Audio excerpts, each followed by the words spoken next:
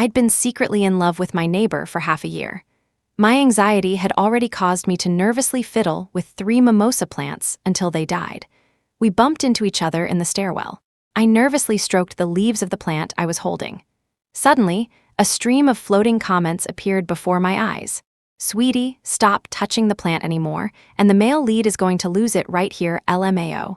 When will the flirtatious side character realize the male lead's true form is a mimosa? He's already died of embarrassment 3 times. Yes, that's the leaf, go on. Girl, torture at my hand trembled, and I accidentally crushed the leaf. The moment the mimosa leaves closed, Hugh Ainsworth's long legs buckled, and he looked at me, the tips of his ears bright red. Oh ho, side character, are you ready? The male lead is finally about to make his move. Chapter 1. This was the 7th message the delivery guy had sent me. Hey beautiful, you don't have a boyfriend, right? Your shoe rack is full of your high heels. They don't smell bad at all, actually smell kinda nice. Creep, an involuntary shiver ran down my spine. I was just about to call the police. But suddenly, a screen of floating comments appeared. What a dedicated cactus, putting himself out there like this. He's really throwing his dignity away for his shy buddy. Side character, listen up, go get the male lead next door to pretend to be your boyfriend. The male lead's in the shower if you go now. You can catch a glimpse of those great abs. My mind filled with images of abs. Thoughts jumbled, I actually replied, I do have a boyfriend, he lives right next door. Really? The next second, a knock came from the apartment next door. Hugh Ainsworth's voice drifted through the door seam. Who are you looking for? My heart skipped a beat. Hugh was my neighbor, aloof but unbelievably handsome. Strikingly so. I'd had the hots for him for ages, but I'd never had a chance to get close. Being able to look but not touch was driving me crazy. I'd already worried 3 mimosa plants to death at home. Just then, I heard the delivery guy confirming with Hugh. Is the woman next door your girlfriend?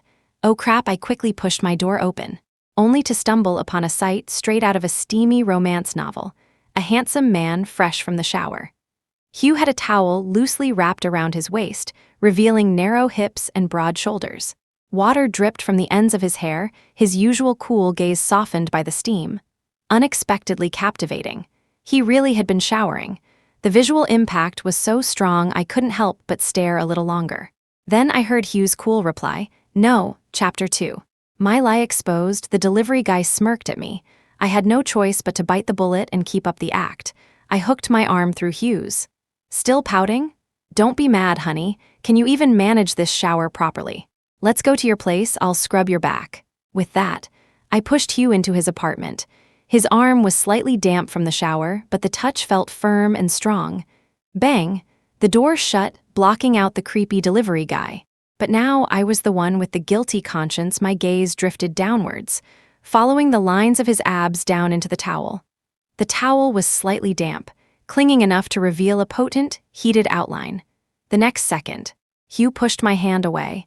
He grabbed a bathrobe and wrapped himself up tightly, still maintaining that same standoffish, keep-your-distance attitude. Miss Lynch, can you please leave now? Men and women should maintain propriety. He even took a small step back. I was afraid he'd think I was some shameless hussy with bad intentions. I was about to explain, when the comments suddenly flooded the screen. Stop pretending, male lead the moment your eyes met, weren't you screaming, welcome inside. Side character, don't chicken out, touch him again, he's so shy his leaves are about to curl up. Why act so cold now? Forgotten that stack of photos in your nightstand. Sneaking peeks at the side character's pictures every night, talk about burning desire. My brow twitched. Hugh spies on me? Chapter 3. I couldn't help but look up. However, the man still wouldn't spare me even a glance, looking coolly to the side. But upon closer inspection, I could see his trembling eyelashes and the red, burning hot tips of his ears. It seemed there might actually be a chance. Gritting my teeth, I pinched myself hard, tears welling in my eyes as I tested the waters, looking utterly wronged. That delivery guy keeps harassing me, I'm really scared. Tonight, could I possibly stay here? Hugh frowned. Is that appropriate? It's not convenient for an unmarried man and woman. If he harasses you again, you can call me. I didn't speak. Just kept letting the tears fall. Damn, I pinched myself too hard. Hugh glanced at me, seemingly startled by my tears. He responded hastily. Fine, you can stay. Just don't cry. Having successfully secured a place to stay, my heart couldn't help but race. An unmarried man and woman, a handsome man fresh from the shower. It felt like something intense and passionate had to happen. However, the newly reappeared comments started arguing. What are all you newbies upstairs even shipping? This is the side character, obsessed with climbing into the male lead's bed. How could anything happen between them? The male lead wants a soulmate like the female lead. Have you guys read too many trashy novels? Do you even understand platonic love? Why the superiority complex just from reading a story? I ship them, so what? Your precious male lead is practically rubbing holes in his pants every night at home, okay? Chapter 4. The comments section was a battlefield. I stayed up all night, finally piecing together the truth from the scattered remarks. I was the side character in a romance novel. Not malicious, not manipulative, just horny, and a little greedy. My only thought every day was how to pounce on the unattainable guy next door. I had to admit, this character description fit me pretty well. Through the comments, I learned that the pure and innocent female lead was about to appear. She would rescue the male lead, Hugh, who was shy about interacting with people. Their souls would connect, and the male lead would understand that the true meaning of love is love, not sex. She would thwart my countless seductive attempts, this lustful side character, and achieve a happy ending with the female lead, leaving me nailed to the pillar of shame, to die alone. Watching the sky gradually lighten outside the window, I felt strangely excited. So, Hugh's true form was a mimosa plant. I couldn't help but imagine it. The man watching as the buttons on his shirt are undone one by one, his cool facade hiding reddened eyes, trembling lashes, and burning ears. His gaze intensely predatory yet suppressed by his restrained nature. Shyly avoiding eye contact, blushing while saying no, yet betraying his affection in the entanglement. The aloof, cool, unattainable flower, capable of being completely disarmed by the slightest provocation. This was really my type. Chapter 5. I didn't sleep all night. Of course, the intense, fiery passion I'd imagined didn't happen either. Hugh slept on the living room sofa. I slept in his bed. The duvet was soft and clean, carrying a faint scent of fresh grass. Besides the increasingly fierce arguments in the comments, the only minor incident occurred when I tried to sneak a look inside his nightstand for my photos.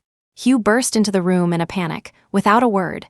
He picked up the entire nightstand and carried it out. The drawer is broken. I'm taking it out to fix it. The excuse was incredibly lame. But through the slightly open gap of the drawer as he carried it away, I still caught sight of half a photo peeking out. A candid shot of a girl's profile. It was me. Chapter 6. Evening. I sat on the stairwell landing, holding a newly bought mimosa plant, stroking its leaves while waiting for Hugh. Mimosas are very sensitive. One touch and they shyly close up. A lot like Hugh. It was only then that I understood the meaning of his Chinese name, Hanziu. Hanziu. Hangxiu mimosa shy. So that was it. After the mimosa had shyly closed up 3 times, I finally saw Hugh. He walked up the stairs slowly, his expression slightly off. Hugh, I greeted him first, smiling. Thanks for yesterday. The man reverted to his usual coldness. He walked past me without a glance, continuing upstairs. So cold. After all, we'd slept under the same roof last night. That rascal, I resentfully pinched a leaf of the mimosa. The instant the leaf shyly closed, Hugh, who was walking upstairs, suddenly stumbled, his long legs giving way. He gripped the handrail tightly, veins popping on the back of his hand, as if desperately restraining something. Sweetie, stop touching the plant anymore, and the male lead is going to lose it right here in the stairwell LMAO. When will the side character realize the male lead's true form is a mimosa? He's already died of embarrassment 3 times. Yes, that's the leaf go on. Girl, torture at my face flushed red. I vaguely guessed what was happening. The comments seemed even more excited than I was. OMG, imagine being the male lead right now. Someone save the male lead. He's about to die of embarrassment again. Oh ho, side character, are you ready? The male lead is finally about to go for it. Chapter 7. The comments went wild, like they'd entered uncharted territory, getting more and more explicit, enough to make anyone blush. I couldn't resist. My finger tentatively brushed over the leaf again. I stared intently at Hugh's face, not wanting to miss a single flicker of expression. His face was stern, but the corners of his eyes were red. I swallowed hard, steeling myself. I was about to do it again, but Hugh was faster. He took 3 steps down and firmly grasped my wrist. "Don't touch." His breathing was unsteady, his palm alarmingly hot. "Please." "Why, don't you think mimosas are cute?" I teased the closed, then slowly reopening, leaf with my finger. Shy yet lively. "A bit like you." The comments exploded again. "This is so intense, is there any difference between this and publicly stripping him naked?" "Female lead baby, I'm defecting." "Emotional connection is rare, true, but physical surrender is just too good to watch, sob, sob, sob." I stood on the step below him, looking up at his face. My gaze was unashamed. Bold, direct, fervent, lingering. Hugh didn't speak, but fire burned in his eyes. He gripped my wrist. I raised an eyebrow, not shy anymore. Learned to be proactive so quickly. "Tell me, if a mimosa plant were conscious, what would it feel like when someone touched it?" Hugh's breathing quickened. "It would feel," his grip tightened unconsciously, "like dying." "How could that be?" I brushed against the leaf again. "Look, it's closed up from shyness. The leaves are so small, it's adorable." Hugh was silent for 2 seconds, seeing I was about to reach out again. Hugh yanked me into his arms, as if unable to hold back any longer, his scorching breath washing over me. Here it comes, they're finally going to do it hatefully in the stairwell LMAO. The side character is about to cry and beg for mercy. "Who told you to say the leaves were small? Don't you know plants have very long roots? Did I wake up too fast? Did I just see the mimosa make the first move?" Chapter 8. I'm horny, but also a little nervous. The second Hugh leaned in to kiss me, I clutched his shirt tightly but tilted my face up willingly. Soft lips brought a scorching heat. Turning, lingering, I awkwardly met his kiss. However, just as I grabbed Hugh's hand and tried to place it on my waist, a ringing phone interrupted everything. Hugh snapped back from his daze, pulling away flusteredly to answer his phone. "Hello?" His usually cool voice was now slightly hoarse, laced with lingering emotion. "Okay, I'll be right over." I suspected the person on the other end hadn't even finished speaking. Hugh immediately seized the chance to escape. "Something came up, sorry." He ran. Just like that, he ran. I furiously rubbed the mimosa leaf. The leaf quickly closed. Simultaneously, a muffled thud echoed from downstairs. He probably fell. The comments reappeared. "It's our female lead baby's call. He was practically about to drop his pants here, but still ditched the side character immediately after getting the call. He really loves her so much. Don't be ridiculous. If he loved her so much, would he be kissing someone else here? This guy is clearly just shy." Right now, even if someone called saying his dad was giving birth in the maternity ward, he'd still say, "Be right there." The female lead is moving in across the hall tomorrow. They'll slowly develop feelings. What role is left for the side character? Chapter 9. Through the comments, I learned that tomorrow, the female lead would rent the vacant apartment across from Hugh and me. I decided to strike first. However, I was too late. I had already signed the lease, but the female lead offered triple the rent, and the landlady immediately broke the contract with me. Heartbroken, I grabbed Mrs. Gable's arm. "Breaking the contract like this is unethical." The landlady stuffed a thick envelope into my hand. "This is compensation from the other party. $3,000. I immediately retracted my hand. Then again, I'm not exactly the most ethical person myself. She can have the apartment. LMAO, the side character really is flexible. Waiting for our female lead baby to put this loser side character in her place, and just like that, Serena Holloway, the female lead, moved in across the hall. A pampered rich girl. Zero common sense. Couldn't do anything. She probably went looking for Hugh 800 times a day. "Hugh, what do I do if the fridge isn't cooling?" "Hugh, the light in my bedroom is broken." I couldn't stand it anymore. Before Hugh could open his door, I pushed Serena into her apartment. Shut the door. I slowly rolled up my sleeves. Serena looked a little scared. "WH, what are you going to do?" I rolled my eyes. What else could I do? Sleeves up, I fixed her fridge, changed the light bulb, and even repaired the slightly leaky shower head in her bathroom. Serena stood watching the whole time with starry eyes. "Amazing, how do you know how to do everything?" "Compared to you, I'm practically useless." I felt a bit awkward being praised like that. I really wanted to tell her, "Hugh isn't here, you don't need to put on an act for me." After thinking about it, I held back. As I was about to leave, Serena called out to me again. "Harper, I don't know how to thank you." I just moved in and don't have much to give you. This is new, take it. She slipped an inconspicuous bracelet off her wrist and offered it to me. I didn't really want to take it. It looked like something from a dollar store. But Serena looked at me with wide, innocent doe eyes, full of expectation. My heart softened. I took it casually. Thanks. But the comment scrolled frantically before my eyes. If I'm not mistaken, isn't that from a high-end luxury jewelry line? Those are real diamonds, clueless asking here. How much is that bracelet worth? Not much, maybe just over $100,000. What? My hand trembled. I thought my eyes were playing tricks on me. I carefully tucked it into my pocket. I sincerely grasped Serena's hand. Ray, from now on, we're sisters. Don't hesitate, call me anytime you need help. After leaving Serena's apartment, I turned around and went to Hugh's place. I knocked 3 times before the door slowly opened. I was used to it by now. This guy needed to give himself a pep talk before facing anyone. Mr. Ainsworth? I put on an innocent face. The light in my place is broken and I'm scared of the dark. Could you help me fix it? Chapter 10. The comments were noisy. Scheming woman always playing tricks in front of the male lead. So what, you like the ditzy beauty, we love the gorgeous vixen. What's wrong with young people being horny? Should they be asking, how are you? Instead, but I had no headspace to deal with the comments. In the dark room, Hugh's flashlight was the only light source. It's so dark, I'm scared. I took the opportunity to cling to Hugh's arm, pressing close. Almost instantly, he froze, his whole body tensing up. By the faint light, I saw the mimosa plant by the window rapidly close its leaves. The tiny leaves curled into a ball. The light flickered. And again, it was Hugh, fidgeting uncomfortably before me. He stiffly tried to push me away. But I was wearing a slip dress. The moment his fingers brushed my shoulder, he snatched his hand back as if burned. His gaze darted left and right, too flustered to look at me. For a fleeting moment, I suddenly understood the pleasure of the Queen of Women's country in Journey to the West. The pure and noble unattainable flower, though verbally rejecting, his panicked gaze, scorching breath, and flushed cheeks were all proof of his arousal. Don't do this. Hugh pushed me away with considerable effort.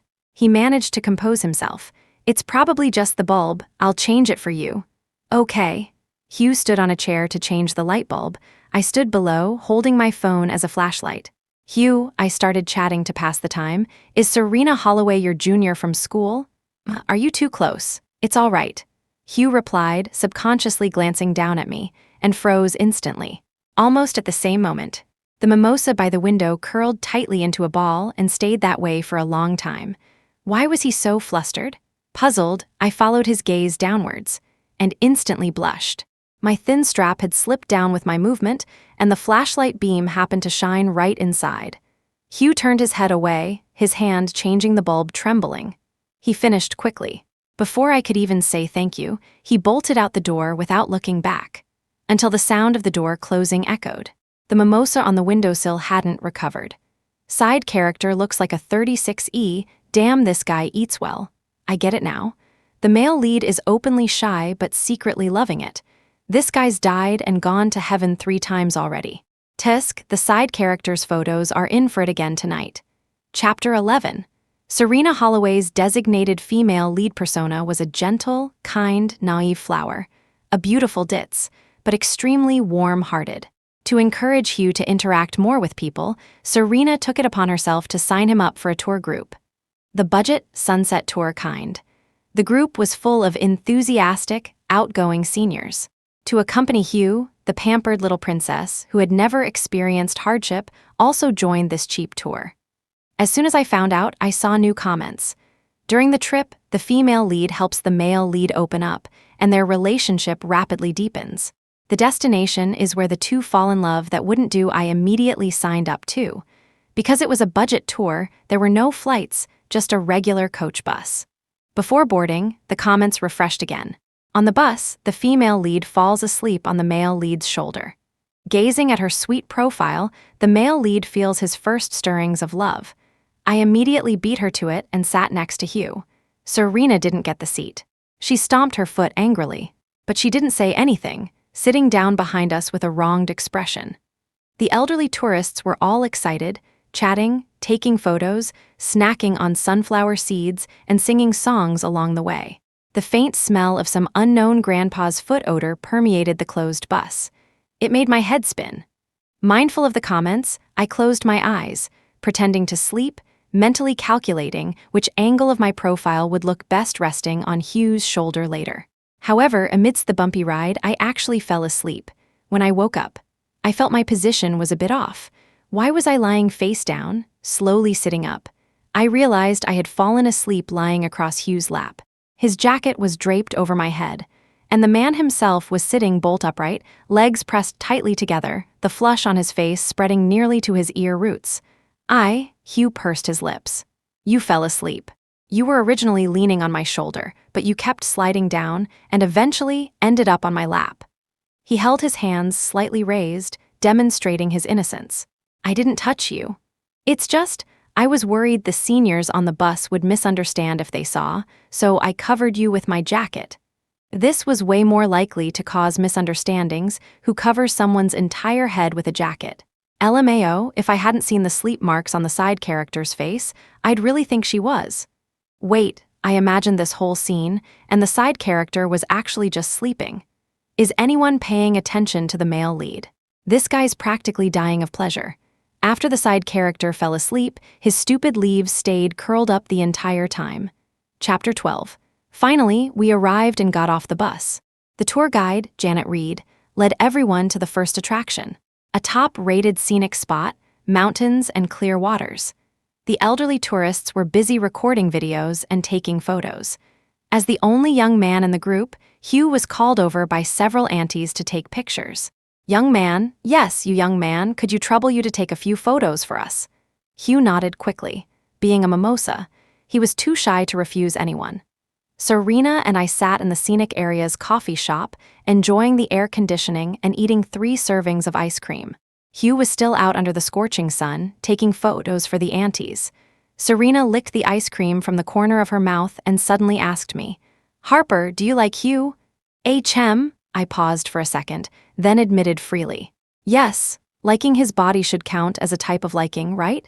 After answering, I looked at the half-eaten ice cream in my hand, suddenly realizing this rich young lady had paid for it. Biting the spoon, I asked hesitantly, "Can I still eat this?" Serena sighed. "Go ahead, eat up. My heart aches for the female lead baby. Don't cry, female lead, come to big sister's arms.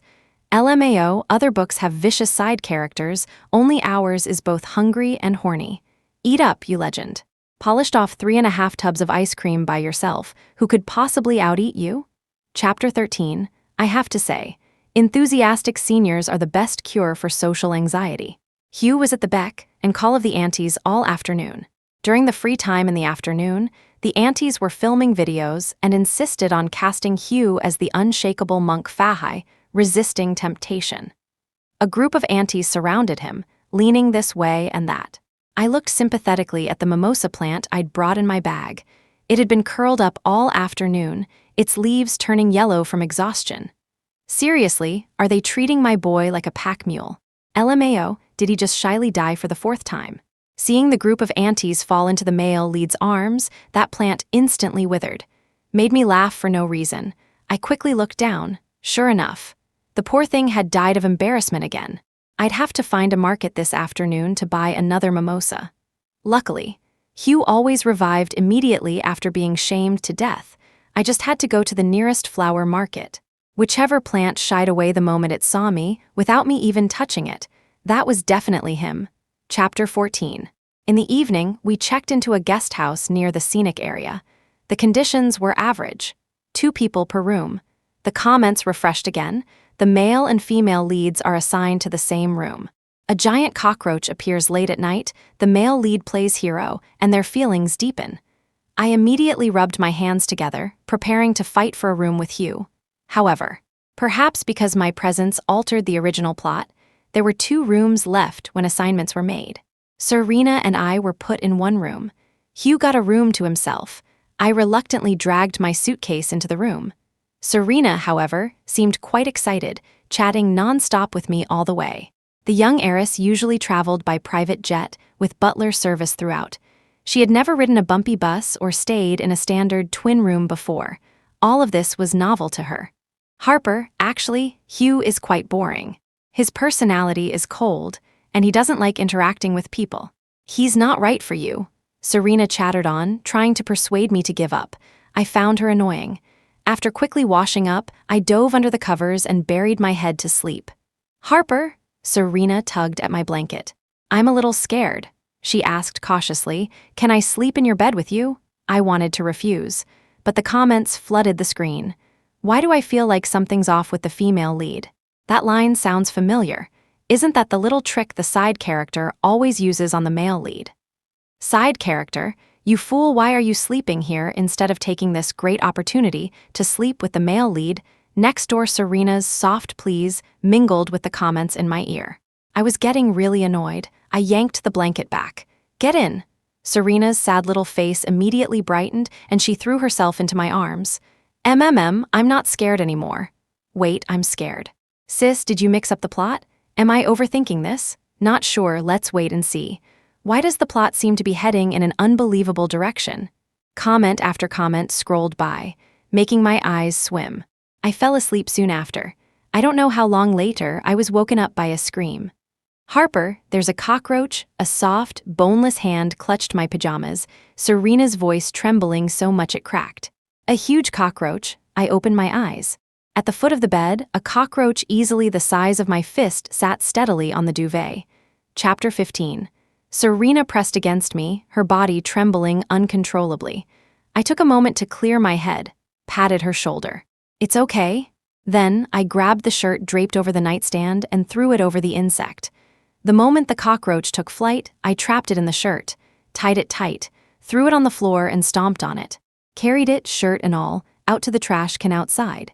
Worried Serena would be crying alone in the room, I practically jogged back. Harper, as soon as I entered. The girl crashed into my arms, sobbing softly, probably genuinely scared.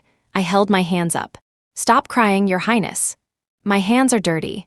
Let me wash them first, then I'll comfort you. Serena sniffled her agreement. Once my hands were clean, she immediately clung to me again, hugging my arm thankfully. Harper, thank you. She was so close, all I felt was softness against my arm. The next second, Serena suddenly realized. She quickly pulled her hand back, blushing, and scrambled under the covers. The comments exploded. This seems a little off. Sis, isn't your main quest to sleep with that plant next door? How did you conquer our innocent female lead too? Excellent, it's a double kill, both leads conquered. The side character is the MVP, we're doomed. Chapter 16. Finally, Serena fell asleep. I wrapped myself in a long coat and went out. Knocked on Hugh's door next door. It's so late, you, Mr. Ainsworth. I forced out 2 tears. There was a giant cockroach in my room, I'm terrified. Can you let me stay here for the night? Taking advantage of his silence. I slipped through the partially open door. Mr. Ainsworth, your room is so hot. I took off my coat, revealing a lightweight silk slip dress underneath. Hugh's words instantly caught in his throat. His Adam's apple bobbed subtly. I hadn't even touched him. The mimosa in the room shyly closed up. I hear you're a painter. I sat on the edge of the bed, looking up at him. And you specialize in painting plants. Can you paint mimosas? Hugh nodded stiffly. I picked up the mimosa plant beside the bed. Then could you paint a picture of me with this little plant? Hugh blushed, stubbornly whispering a rebuttal. It's actually quite large for a mimosa. I ignored his protest, hugging the plant regardless. Where do you think I should put it? Holding it like this is fine. As I spoke, I held the mimosa plant in front of my chest. Hugh's breathing instantly became ragged. He looked away. This isn't appropriate. His mouth said it wasn't appropriate, but the leaves of the plant in my arms were honestly rubbing against me. In the wee hours of the morning, I stayed in Hugh's room for 2 hours, and this guy genuinely painted for 2 solid hours. Even the comments grew tired. Give it up, folks. The male lead is probably impotent. Dude, I've had my pants off for 2 hours, and you're just showing me a stupid plant? I waited and waited, but he still wasn't finished painting. I waited until I was drowsy. My body kept sliding towards the bed. Several times, as I nodded off, the leaves brushed against my front. A sheen of sweat appeared on Hugh's forehead. Veins pulsed slightly. He was trying very hard to restrain himself, until I lost patience and asked him point blank. Hugh, do you mimosas have some kind of hidden issue? Seeing him stare blankly, I rephrased more delicately. Are you unable to perform? Chapter 17. The blush on Hugh's face faded visibly, replaced by the mimosa in my arms slowly unfurling, its leaves spreading. I was surprised by the change in the plant, completely missed Hugh walking over to me, until a shadow fell over me. The mimosa was snatched away by Hugh, tossed aside. Gently, I exclaimed instinctively. Doesn't that hurt you? Hugh ignored me. I thought the guy was about to put on another shy, bluffing act. However, hot fingertips traced my jaw, holding it firmly, tilting it up. The kiss landed just like that. No hesitation, no testing the waters. He initiated awkwardly, tongue probing past lips and teeth, breaths mingling. I looked at him in surprise. My words were muffled by his kiss. Hugh, the man acknowledged, his breath warm against my ear. Are you sure you like me like this? I was dizzy from his kiss. Hugh, he reached out at the right moment, scooping me into his arms, and tossed me onto the bed. The lights suddenly went out. In the dim room, the cheap bed frame creaked with the movement. Beneath the bed, the mimosa plant's leaves closed and opened, finding no rest all night. The few remaining comments scrolled rapidly. WTF, WTF, WTF. See, heaven rewards those who stay up late this isn't shy at all. Has the male lead been playing dumb this whole time? The side character is greedy and horny, being bullied until she's speechless serves her right. Chapter 18. I woke up in Hugh's bed, but Hugh wasn't there. I pushed myself up on aching arms, looking around, but he was nowhere to be seen. That guy didn't just get dressed and run off shyly, did he? I grabbed the clothes scattered at the foot of the bed and put them on. Asshole, he even ripped my slip dress. I furiously got out of bed to wash up.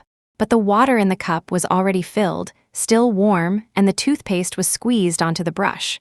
A flood of comments appeared again. WTF? What did you guys do while I was asleep? A little girl who went to bed early woke up to find her world collapsed. The most exciting part was censored by the admins, sob, sob, sob. Wait, isn't the male lead's character supposed to be shy?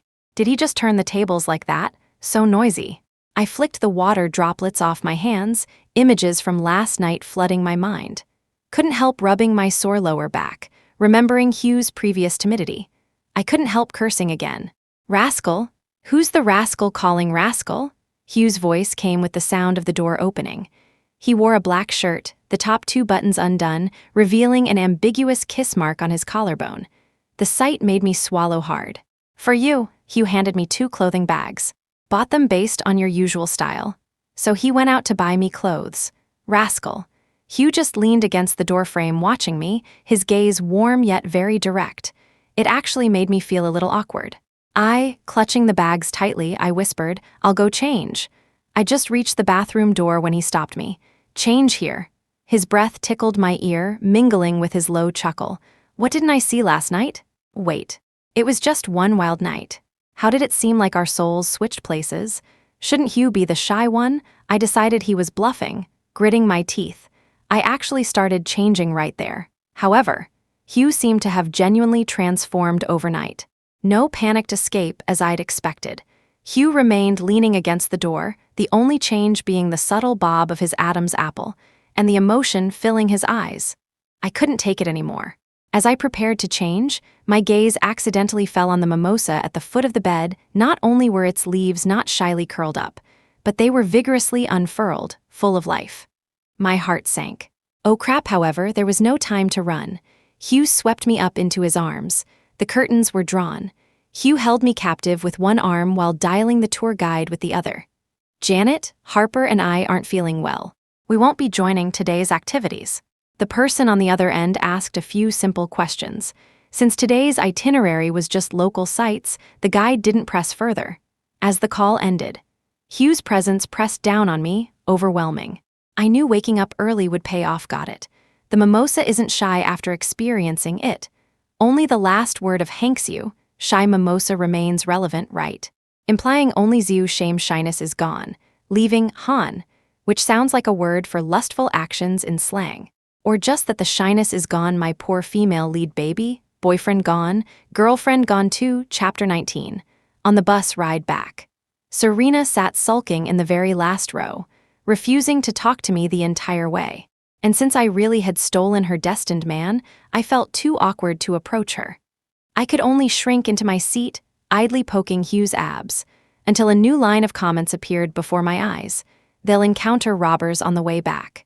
The female lead saves the hero, completely opening the male lead's heart. Wait, is the spoiler above serious? The male lead and side character already did that. Why does he still need the female lead to open his heart? The male lead and side character were just relieving urges. After all, how high can the moral standards of a plant be? He'll soon realize the female lead is the soulmate he's been looking for. Is the person above serious? Describing playing someone and dumping them as something so noble. The comments started arguing again. My heart twisted into knots.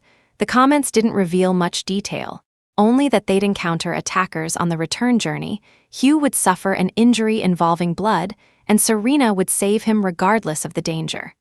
I grew increasingly anxious. The bus drove along a deserted, remote mountain road. No cars in front or behind, the road narrow, no way to turn back. I couldn't even think of a way to force the driver to turn around. All I could do was silently hope nothing happened on this stretch of road. However, my fears materialized. Not long after, a muffled bang came from one of the tires, and the bus stopped. Seemed like a flat tire. "Driver," I called out to the driver who was preparing to get off. "This area is remote and backward, security is poor around here. Someone might have deliberately scattered nails on the road to stop vehicles." "Don't get off yet." The driver paused. "What are you talking about? I've driven this route for 7 or 8 years, it's not that dramatic." Ignoring my attempts to stop him, the driver opened the door and got off. The moment the driver stepped out, several middle-aged men suddenly ran out from around a bend, carrying things in their hands. It was happening. The comments were right. I huddled nervously in my seat, racking my brain for how to handle the situation. However, the moment the attackers boarded the bus, I froze completely. This was it. A few plainly dressed villagers, skin tan dark from years of farm work, each holding tools like shovels and hammers, trying to look fierce. But their hands trembled more than the last. Even their voices lacked conviction. "Don't move, this is a robbery." The lead man's eyes were bloodshot. He glared fiercely at everyone. "Who has money?" I need $500. The elderly tourists on the bus were stunned. They'd seen robberies before, but never one where the robber asked who had money. "Speak up, who has it?"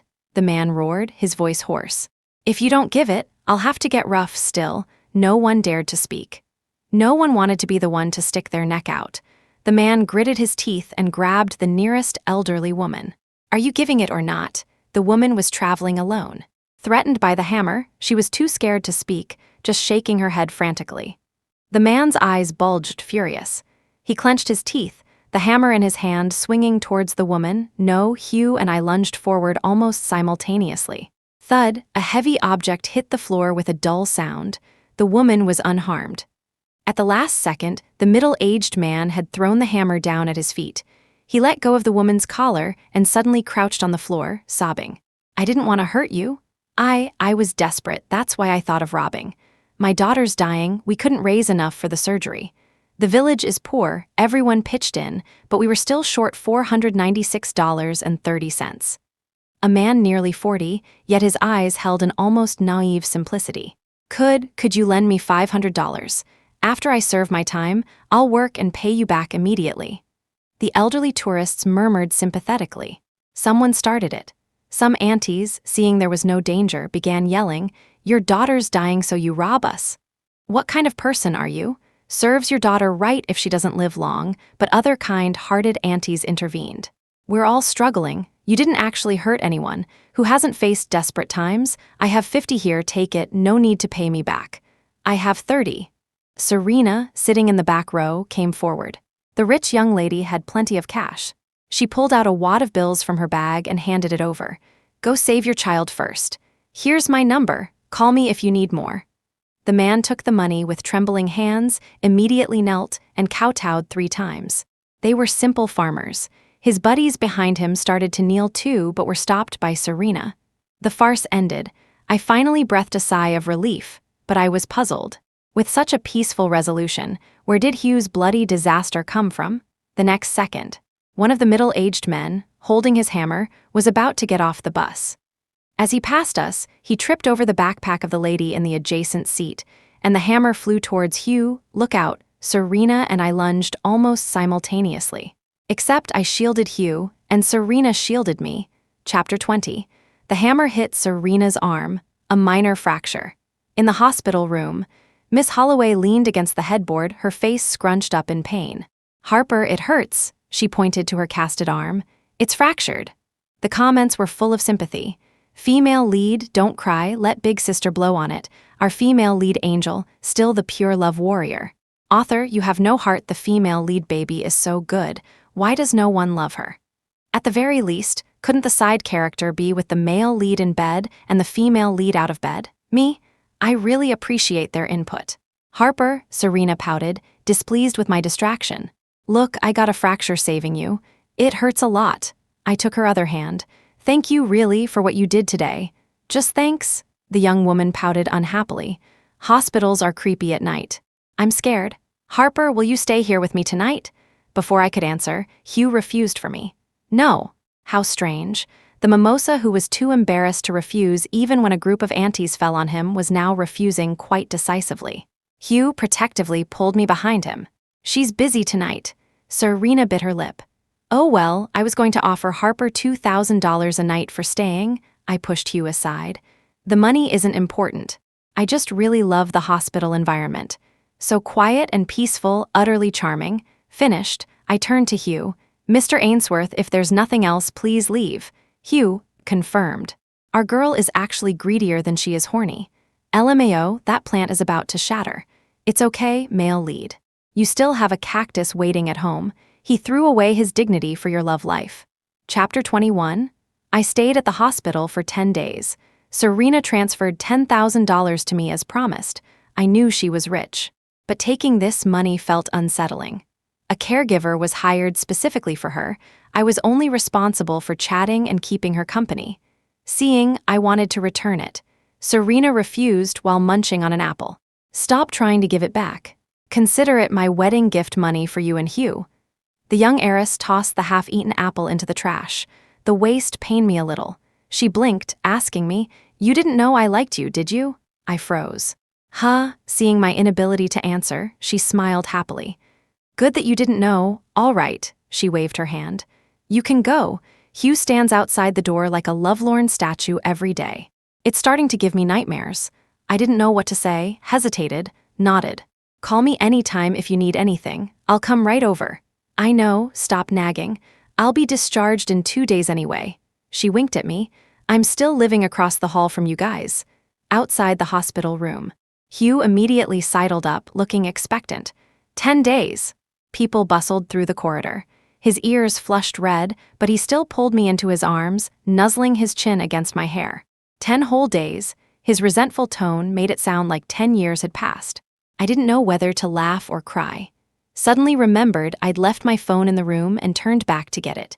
Just as I reached the door, I heard soft sobbing from inside through the crack. This way, Harper will know I liked her, right?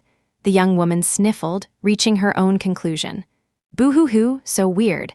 It feels like I'm under a spell, like I'll fall for anyone who fixes my lights or swats a cockroach for me. Why am I so pathetic? The comments were full of comforting voices. Baby, don't cry. It's because your true form is algae, the single-celled kind. So pure and simple. Sweetie, don't cry. I'm sending the author hate mail right now to make her write you a handsome guy who can fix lights and kill big cockroaches. You saved a girl you barely knew. You're the most impressive one. Chapter 22. I think the comments were right. After its first intimate experience, a mimosa loses all its shame and inhibition, leaving only raw impulse. Hugh persistently moved into my apartment. I told him sternly, in the human world, what you're doing is called marrying into the wife's family and living off her. Hugh wrapped his arms around me, pulling me onto his lap. Doesn't matter, he murmured, gently nuzzling my earlobe.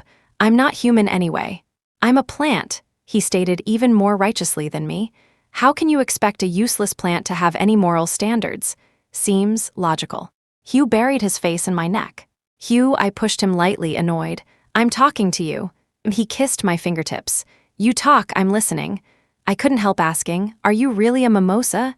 Genuine article. He knelt before me. "Then how come you're not shy anymore?" "You haven't initiated anything. How can I be shy?" He had a point. Gritting my teeth, I initiated once. Hugh's earlobes instantly burned hot. He closed his eyes, not daring to look at me, but his palm gently stroked my hair as he praised with a smile. "Good girl." The night was hot. The mimosa plant in the corner of the room slowly curled inward and curled again, enveloping the boundless spring passion. Fading away along with it were rows of comments yelling, "What can't we honored VIP members see?" Epilogue. Hugh shamefully moved into my place. Serena still lived across the hall. Whenever something broke in her apartment, she'd call me. "Harper, my light's broken, 500 to fix it." "The pipe's leaking again, 1,000 to fix the pipe," several times, just as Hugh and I were about to get intimate. She interrupted us, and adhering to the principle of not earning money makes you an idiot, I showed up on time every time. Fixing furniture, changing bulbs without complaint. Hugh couldn't stand it anymore. He arranged for his good buddy to move into Hugh's vacant apartment next door. The guy was nearly 6'3", with strong features, dark brows, and kind eyes. He looked familiar, until he greeted me. Take the initiative to greet. "Sister-in-law, you don't remember me? I'm that creep." "The delivery guy?" He rubbed his hair, grinning sheepishly. "That's me." "You." I suddenly recalled the first comment I ever saw. What a dedicated cactus, going all out for his shy buddy, even sacrificing his dignity. I froze. "Cactus?" he admitted with a smile. "Just call me Jonathan Thorne." "Sister-in-law, honestly, I'm not really a creep. It's just Hugh was too shy. If I didn't give him a push, he'd hold it in forever." I found those creepy texts online. After getting to know him better, I couldn't help asking, "Hugh is such a shy person, he barely talks to anyone. How did you two become buddies?" Jonathan Thorne grinned proudly. "Because I wanted to be his friend. He gets shy so easily when teased, it's hilarious." I said I wanted to be bros with him. When he disagreed, I poked him. Only poked him maybe 10 times or so, then he agreed. Simple and brutally effective. Just as we were talking, Serena knocked on the door. "Harper, there's a huge cockroach in my apartment. It's massive, I'm so scared." Before I could get up, Jonathan shot up. "Cockroach, where?" "I'll get it." My heart tightened. No way, swatting one cockroach is worth $200, however. I had barely stood up when Jonathan pushed me back down. "Sister-in-law, you sit tight, I'll go. I'm freeloading off Hugh here, gotta pull my weight with that." The guy followed Serena straight home to deal with the cockroach. Jonathan wore a sleeveless black tank top, revealing a set of well-defined muscles. Seeing him enter the apartment and kill the huge cockroach in seconds, I knew. My side hustle was gone, sure enough. The next day, Serena knocked on my door, blushing. "Harper, could you maybe give me Jonathan's contact info?" End of story.